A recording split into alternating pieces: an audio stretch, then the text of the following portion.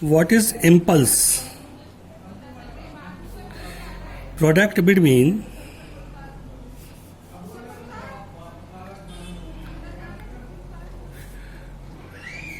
force and time interval is called impulse. ठीक है. So impulse is equal to force F into time interval delta t. Clear? Force into time interval. ठीक. So impulse is equal to force is equal to delta p upon delta t into delta t. Second law से force is equal to कितना होता है delta p upon delta t. तो delta t cancel.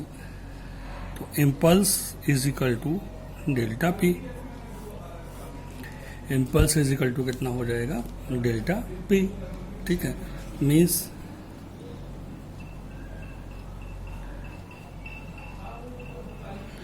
Change in momentum. Impulse is equal to change in momentum. Means momentum, change in momentum is known as impulse. Clear हुआ. तो जैसे जैसे momentum change होगा उसको हम क्या बोलेंगे इम्पल्स बोलेंगे. क्लियर हुआ चीजें. This is known as. ठीक है. Now Newton's third law of motion. every action is equal to the opposite reaction. Clear हुआ कि every action is equal and opposite reaction. Means two bodies, body first and another body second, body A and body B. So FAB is equal to minus FBA. Means action force और reaction force हमेशा equal और opposite होते हैं. इसको अपन लोग क्या बोलेंगे every action is equal to the opposite reaction. जितना हम एक्शन करेंगे उतना ही हमको अपोजिट क्या मिलेगा रिएक्शन मिलेगा. क्लियर हो चीज़ें. तो हम इसको क्या बोलेंगे कि every action to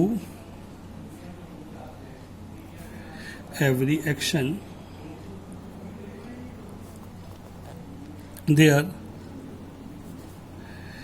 is an equal and opposite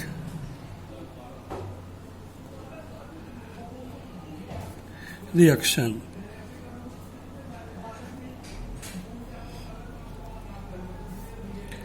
clear हुआ. Every action is equal to the opposite reaction. ठीक है.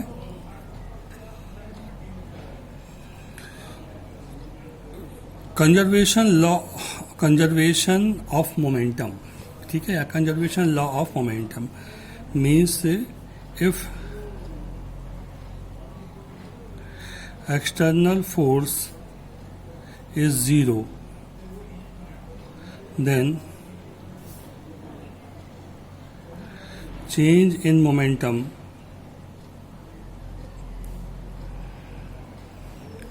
ठीक है. External force is zero that is change in momentum is constant. ठीक है. if external force and zero then momentum is constant. और if external force is zero then momentum is constant. means proof देखो इसका कि second law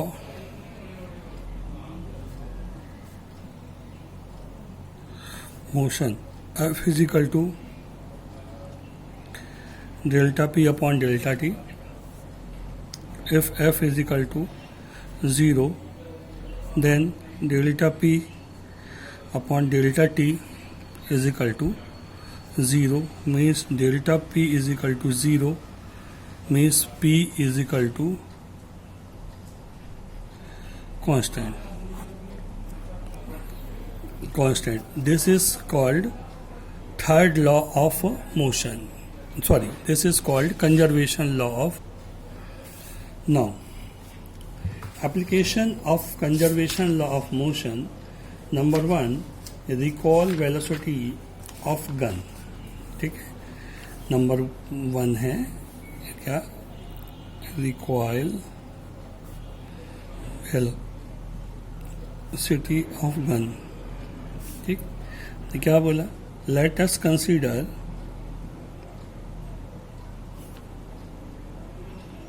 mass of gun capital M and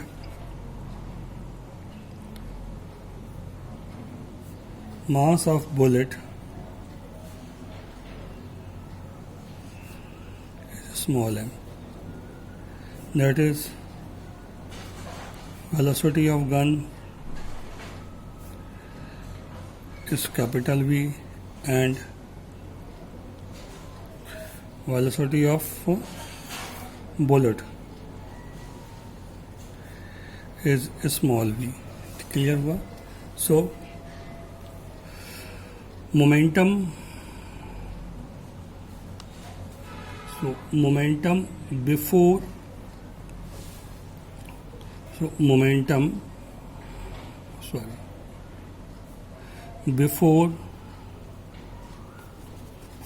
before fire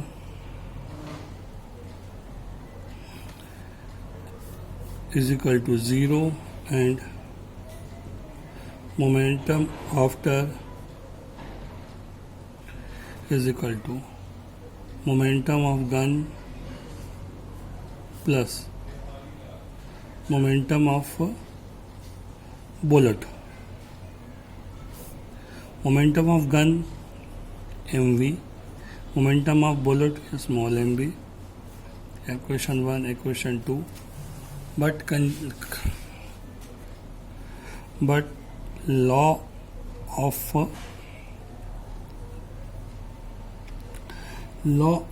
conservation of momentum is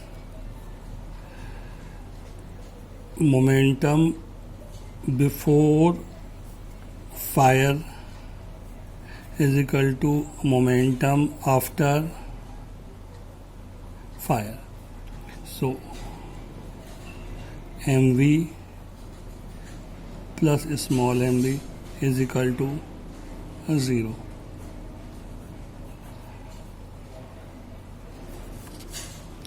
So v is equal to minus mv upon capital M.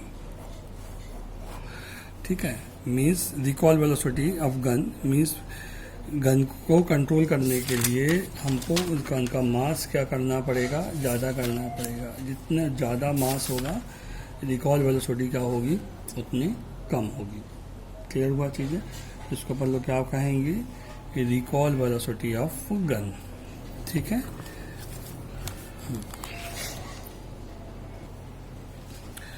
A bullet of mass 10 gram fire from gun of mass 6 kg with a velocity 300 meter per second. Calculate the recoil velocity of the gun. Clear हुआ. So mass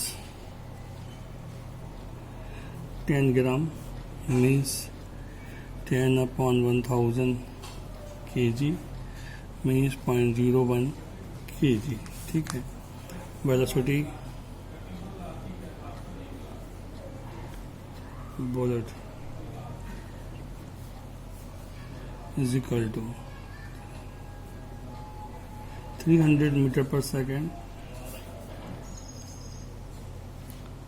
Mass of gun is equal to 6 kg. ठीक है. Recoil velocity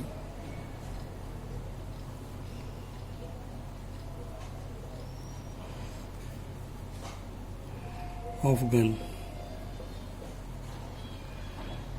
question mark. ठीक है. सो कितना आ जाएगा आपके पास में, formula क्या है,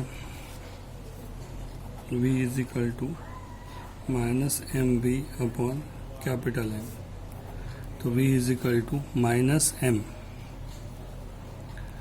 0.01 इंटू वी